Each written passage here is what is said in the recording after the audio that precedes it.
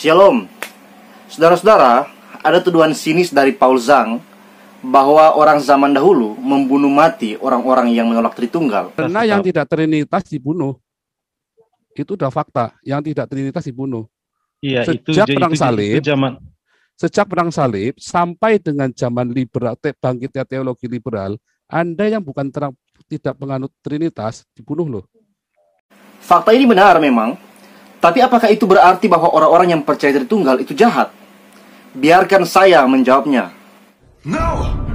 Through the laws of the Pope and the doctrines of men, the consciences of the faithful have been miserably vexed and flayed. Will you recant or will you not?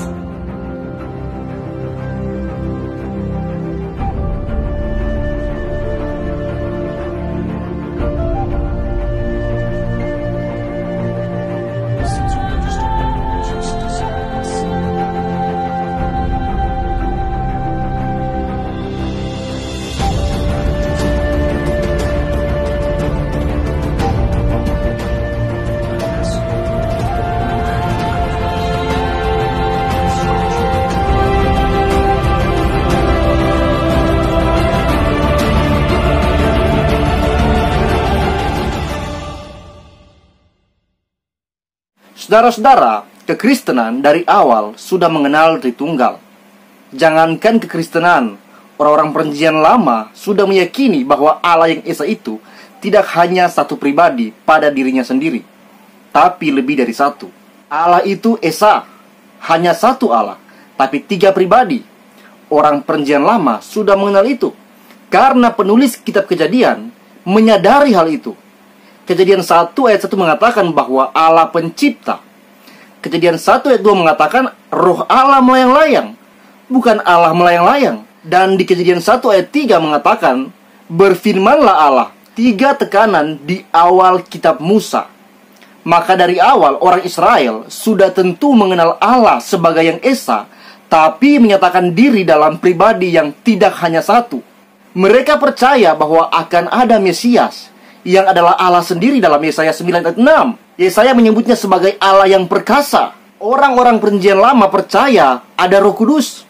Yesaya sering mengatakan soal itu dalam Yesaya 63 ayat 10 dan Yesaya 63 ayat 11. Jadi adalah bodoh jika dikatakan bahwa Allah Tritunggal baru diajar di zaman Bapak Gereja seperti pernyataan Paul Zhang. Allah Tritunggal sudah dikenal dari awal mula oleh bapak-bapak iman seperti Abraham, Ishak dan Yakub.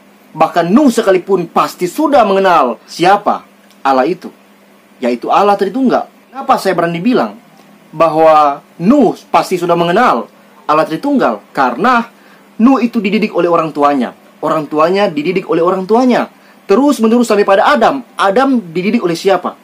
Oleh Allah sendiri. Selanjutnya, ketika Abraham berbicara dengan Allah tentang hukuman Allah bagi Sodom dan Gomora, Abraham menyadari betul bahwa Allah itu memiliki pribadi. Nah, saudara, kata Tritunggal memang muncul di kalangan Bapak Gereja, tapi bukan berarti orang Kristen gereja mula-mula tak mengenal satu Allah, tiga pribadi. Mereka mengenal itu. Bagaimana mungkin mereka tidak mengenal lalu mereka meyakini Yesus sebagai Tuhan? Mereka meyakini bahwa Roh Kudus adalah satu hakikat dengan Bapa dan Anak menurut 1 Yohanes 5 ayat 7. Jadi, gereja mula-mula sudah mengenal Allah yang Esa dalam tiga pribadi. Berlanjut di masa Bapak Gereja sebelum masa Nisea Konstantinopel.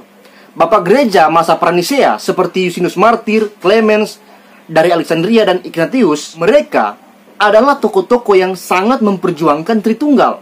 Yusinus Martir hidup kisaran tahun 100-an. Dia adalah Bapak Gereja yang berhasil menekankan keilahian Kristus untuk meyakinkan Kaisar Roma waktu itu, yaitu Antonius Pius, bahwa Kristus adalah sama dengan Logos yang diyakini pada waktu itu sebagai hikmat tertinggi oleh orang-orang zaman itu. Kata Logos, kata yang sama pernah digunakan oleh Yohanes dalam menyebutkan kata firman di Injil Yohanes 1 ayat 1. Yohanes menggunakan kata Logos yang menunjuk pada Kristus. Bapak Gereja Clemens berkata, bukankah kita mempunyai satu Tuhan dan satu Kristus dan satu Roh Kudus yang melimpahkan rahmatnya kepada kita? Lalu ada juga Ignatius dari Antioquia, sekitaran tahun 100-an juga dia, sebelum masa Nisea Konstantinopel. Dia membandingkan jemaat dengan batu yang disusun untuk membangun bait Allah Bapa. yang diangkat ke atas oleh katrol Yesus Kristus, yaitu salibnya, dan oleh tali Roh Kudus. Nah, saudara, analogi-analogi itu oleh Ignatius tadi juga menunjukkan tentang Tritunggal. Kita melihat, saudara, ternyata pada masa Pranisea, para bapak gereja dan orang-orang memperjuangkan Tritunggal tanpa ada penumpahan darah. Nanti ketika Kaisar Konstantin tahun 300-an menjadi Kristen, ia mewajibkan semua orang pada Kekaisaran Roma untuk menjadi Kristen. Istilahnya, Kristen menjadi agama yang wajib pada negara waktu itu. Wajib dipeluk beserta diyakini dengan semua ajaran kekristenan pada waktu itu. Pada masa Roma sudah menjadi Kristen, dan semua kekaisaran sudah harus menjadi Kristen, maka muncullah juga para bidah yang mau menyangkali iman kekristenan pada waktu itu yang dipeluk oleh kekaisaran. Seperti contoh ada Arius, bidah Arianisme, yang menolak keilahian Kristus. Arius tentu dikutuk oleh kekaisaran karena mau menyangkali keyakinan negara ini, saudara. Ada juga bidah Priscillian yang menekankan pertapaan dalam kekristenan untuk memiliki kekuatan supernatural. Ajarannya terbukti tidak sesuai dengan Alkitab dan pasti dihukum mati karena menyebar ajaran sesat. Nah, saudara, kita melihat bahwa bidah itu dibunuh bukan karena orang yang mempercayai Tritunggal itu mutlak jahat. Tidak, saudara. Tapi memang pada waktu itu wajarlah bagi mereka untuk menghukum si pengacau, ya. Di satu sisi waktu itu belum ada hak asasi manusia, sehingga hukuman mati adalah hal yang wajar bagi peradilan waktu itu. Kita jangan terkecoh dengan Paul Zhang seolah-olah orang Tritunggal itu jahat. Tapi coba kita hidup di masa itu, kita akan menganggap memang bidah harus dihukum mati. Bidah di masa itu sama seperti sekarang para bandar narkoba. Jokowi hukum mati. Pada waktu itu, kekristenan sangat dipeluk oleh kekaisaran. Jadi, saudara, kekaisaranlah yang menghukum mati para bidat. Karena bidat berpotensi mengacaukan kekaisaran. Jadi lebih baik dihukum mati daripada mereka membuat kekacauan di dalam kekaisaran. Kita mau percaya dengan tuduhan Paul Zhang bahwa orang-orang Tritunggal itu seolah-olah jahat dan membunuh orang yang tidak percaya.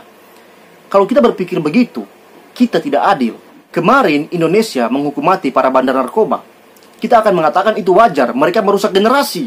Tapi bagi negara yang narkobanya legal atau sedikit banyak keleluasan, mereka akan mengatakan Indonesia tak punya kasih, kejam dan sebagainya. Mereka melihat fakta Indonesia menghukum bandar narkoba dengan kacamata di negara mereka. Begitu juga dengan Paul Zhang ini. Dia mengukur pembunuhan bidah itu dengan kacamatanya, yang mana dia sudah hidup di zaman sekarang, di negara demokrasi, negara yang sudah memegang HAM, zaman di mana kita bebas berpendapat. Dan dia menuduh mereka 2000 tahun lalu, khususnya Kaisar, sebagai orang-orang yang kejam, tidak punya kasih. Itu tidak adil, saudara. Lalu, saudara, jangan kita menuduh pendukung Tritunggal tidak punya kasih.